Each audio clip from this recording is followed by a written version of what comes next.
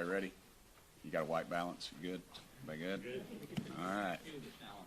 Yeah. Yeah. I'm standing right here, dude. Well, thank y'all for being here. This is a very important issue, and this shows with the amount of coverage that we have today. I'm Tim Burchett, Congressman from Tennessee. I've studied this issue for quite some time, and honestly, it just kind of fell in my lap up here. I believe our country, at least since 1947, has had a long history of covering this issue up. And this year we were finally able to hold a legitimate hearing in July with credible witnesses who testified under oath to what they'd seen and experienced. The hearing this year faced a lot of pushback from the intelligence community, members of Congress, and of course our friends at the Pentagon. The intelligence community shut down an amendment I tried to include in the FAA reauthorization bill, and basically it would just require the Federal Aviation Administration to report UAP sightings by commercial pilots to Congress. I was told by the whip that bill was killed by the intelligence community, and I corrected him and I said, "You mean the intelligence committee?" And he said, "No, the intelligence community." And as they say, when you're over the target, that's when you get the most fire.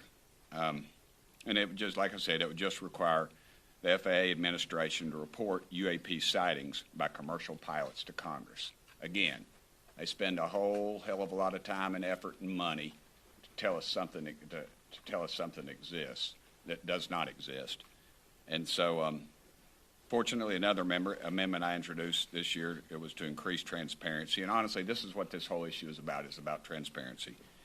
On the issue was included in this year's NDAA Act. It required the Department of Defense to declassify any documents and records relating to publicly known sightings of UAPs or UFOs that do not compromise the national security of the United States.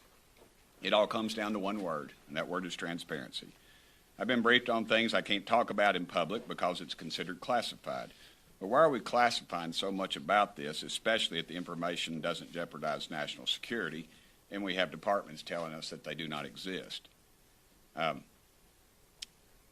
We are here today to discuss that. I've got several other notes, but I'll skip over them because I know y'all probably want to hear from the folks behind me. We had some great witnesses, as I stated before, but these folks want to talk about more of the transparency and some of the pushback we're receiving from those aforementioned groups. And with that, I'll turn it over to my dear friend, Representative Luna, the mother of Henry. And if you get to see this kid, you got to see this kid. He's spectacular. Thank you all so much.